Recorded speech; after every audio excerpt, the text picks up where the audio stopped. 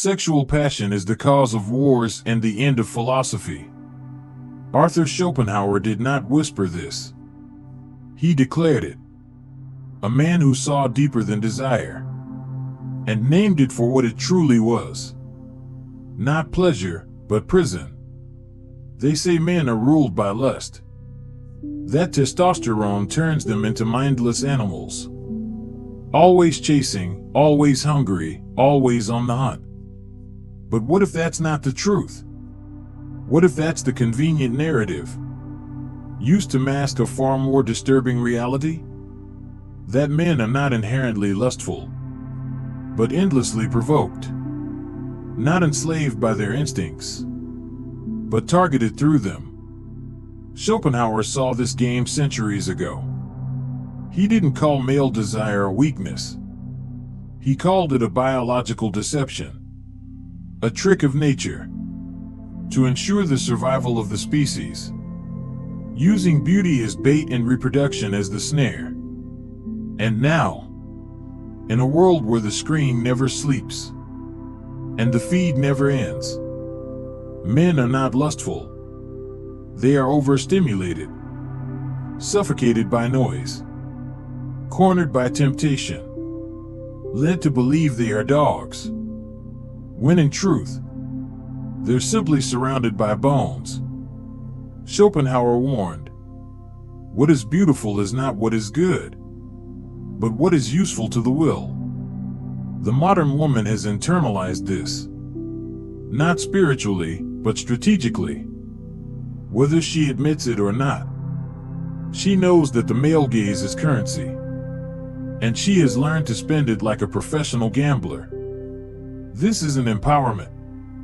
This isn't freedom. It's strategic seduction, an exhibition of self turned into economics. Desperation in high heels, wrapped in the language of liberation. If my nipples want attention, who am I to stop them? That's not boldness. That's addiction. Validation addiction. Wearing the mask of confidence, and calling it feminism. Femininity, once sacred and mysterious, has now been rebranded, packaged for consumption, optimized for views, filtered for reach. The mystery? Gone. The soul? Forgotten. The body? Sold. Schopenhauer would have seen it for what it is. A trick of the will. A scheme of nature. A weapon disguised as beauty. Not love. Not meaning. Not truth. Every tight dress. Every arch of the back. Every angled photo designed for male attention. It is not accidental. It is not innocent. It is a calculated assault. Not on morality, but on male intimacy. It numbs the man's ability to feel something real. It desensitizes his longing for connection. And here's what they won't say, but every man knows it. Women know. They may not speak it, but they know the power of their image. They've mastered the timing. They've perfected the angles. And they've built the game. To bait the gaze, but deny the blame. Meanwhile, men are being told to be soft, to be kind, sensitive, vulnerable, to suppress the beast inside, to lower the voice, to fold the fists, to apologize for having instincts. But while he tries to tame the beast, he's being hunted by it. Schopenhauer said, the sexual impulse is the most cunning of all human passions. And now, he walks through a minefield of flashing skin and swinging hips, expected to carry the restraint of a monk, with the hunger of a wolf. That's not discipline. That's delusion. And when he stumbles, they call him the monster. They say he's the problem. But no one dares ask, who built the maze? Today's woman does not want to be understood. She wants to be worshipped. Not loved, adored. Not partnered, followed. She asks, "What do you bring to the table?" while revealing cleavage like its currency, and offering beauty like its virtue. And Schopenhauer would look at that image and say with a bitter smile, "This is not empowerment. This is the will manipulating itself through the illusion of choice." "I am the table," she says. "No, you're not. You're the entertainment laid on the table. An aesthetic performance of flesh, curves, and angles, strategically choreographed for attention. And guess what? There are millions more just like you, each one screaming into the digital abyss. Pick me. Validate me. Break for me." And when no man commits, when no one stays, she concludes, "Men fear strong women. No, we don't fear your strength. We fear your emptiness. We fear being pulled into a fantasy, only to find a void beneath the surface." That is the plague of modern femininity. A parade of illusions. The confidence of queens, built on the insecurities of orphans. You've robbed men of their right to breathe. You wonder why men are distant, distracted, numb. But what you call attraction is often nothing more than engineered arousal. He doesn't desire you. He's ambushed by you, overstimulated by the algorithm you've sculpted your body into. Is that attraction? Or is he just trying to survive the attention trap you've dressed as empowerment? There's no space for restraint, no room left for imagination. And then you dare to demand emotional intimacy from a man who's been in a war with his own instincts since sunrise. Schopenhauer warned us. The will deceives us. It leads us into desire, only to abandon us in suffering. You've weaponized that deception. You bait the beast, then curse him for howling. You provoke, then punish. You seduce, then shame. You manipulate biology, then act surprised when nature answers. He falls for the trap, and you call him weak. But who rigged the game? You repeat the same sultry poses, the same parted lips, the same filtered gaze, then demand to be treated as sacred. You want loyalty, but you commodify presence. You want depth, but you traffic in skin. You want connection, yet you auction your visibility to the highest bidder. Then lament why men only stop at the surface. Men aren't afraid of you. They're starving. Starving for a version of you that can't be posted, that can't be filtered, that doesn't know how to perform, only how to be. And still, when a man looks, you label him a predator. When he touches, you scream violation. When he walks away, you call him immature. But what exactly was he supposed to do with your performance? He saw the repetition. He saw the game. And so, he chose silence over shame. Schopenhauer didn't romanticize beauty. He exposed it. Not divine, but diabolical. Not sacred, but strategic. Beauty is the bait, he wrote, used by the will to perpetuate itself. You have taken that bait and industrialized it. You've monetized it, marketed it, ritualized it into a lifestyle where every post is a trap, Every outfit a trigger. Every glance a test. You say you want intimacy. But what is intimacy to you? A viral photo? A posed moment? A caption with fake depth?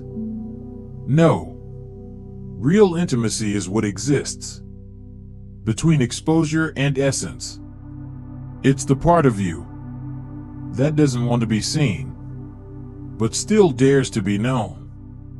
And that part no longer exists. Because by the time a man reaches your mind, your body has already shouted him down. You've made yourself a megaphone of arousal, and then punished him for listening. You've turned men into voyeurs, then shamed them for watching. You've turned your skin into currency, then wondered why no one invests in your soul. You've made vulnerability into bait, then cried betrayal when no one took it. And here's the tragedy. It's not just your loss. It's ours. Because every time you put your body on the front line of your identity, you rob a man of the chance to rediscover his masculinity through connection, not conquest. You robbed him of silence, the sacred stillness where a man might finally hear the soft voice of his own soul. You robbed him of the space where love, not lust, might have grown. Not a love of curves, but a love of character. Not a reaction to skin, but a resonance with something deeper. But you never gave him the chance to see it. Your performance was louder than your presence. Your seduction outshouted your sincerity. He never stood a chance. And now you ask why men vanish, why they ghost, why they disconnect. You became the answer to a question they were never allowed the peace to ask. And when they failed to understand what they wanted, you blamed them for being confused. But how could they see clearly when every signal is scrambled, every instinct hijacked, every emotion assaulted by performance? Schopenhauer wrote, "The will deceives us, urging us toward desire, only to abandon us in suffering." And now this culture, this hyper-curated, hypersexualized, hyper-competitive culture, feeds that same deception through every swipe and scroll.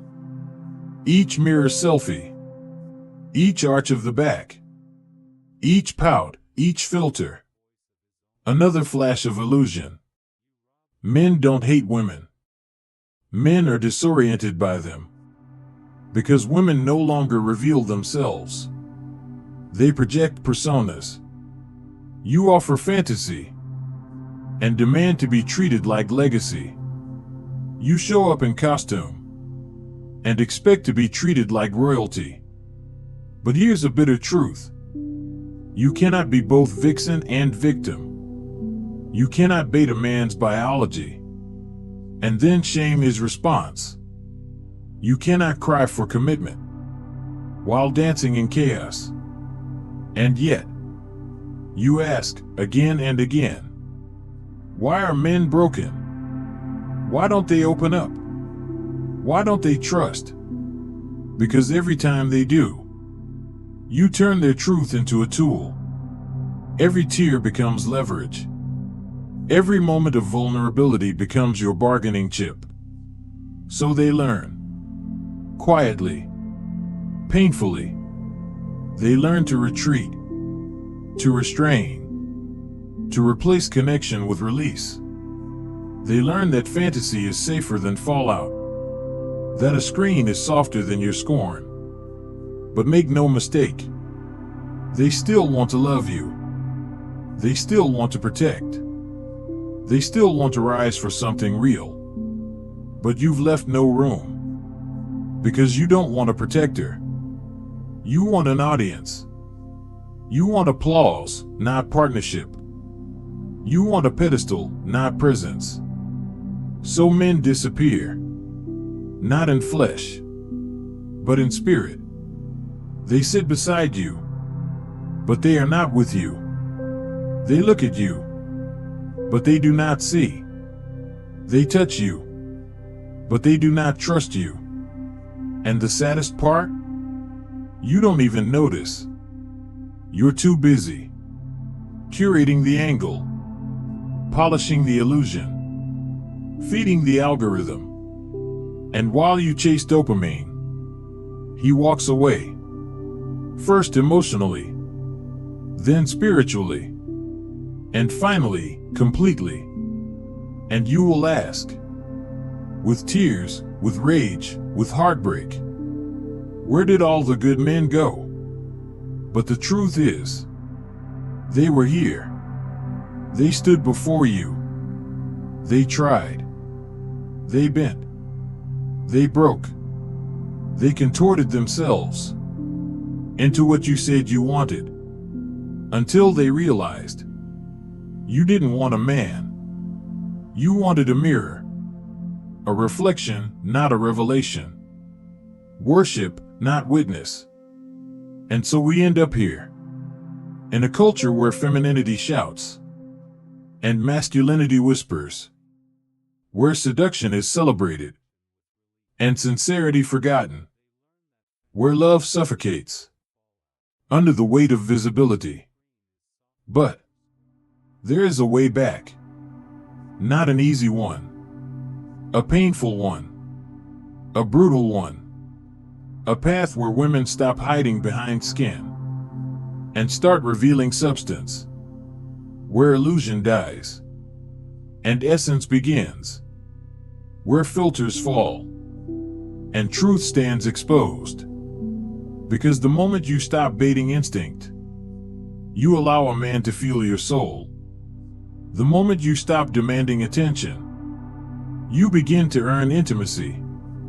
And that takes more than a body. It takes depth. And depth, the one thing no filter can simulate, no pose can fake, is what saves us. So if this truth cracked something inside you, if it peeled back even one lie you've told yourself, let it burn. Let it cleanse. Share it, spread it. Not in bitterness, but in clarity. Because men don't just need sex. They need truth. And so do you. If we are to rebuild anything worth keeping, we must start not with lust, but with truth. Thanks for spending time here. If this resonated with you, give it a like, send it to a friend, and make sure you're subscribed. Your support means everything.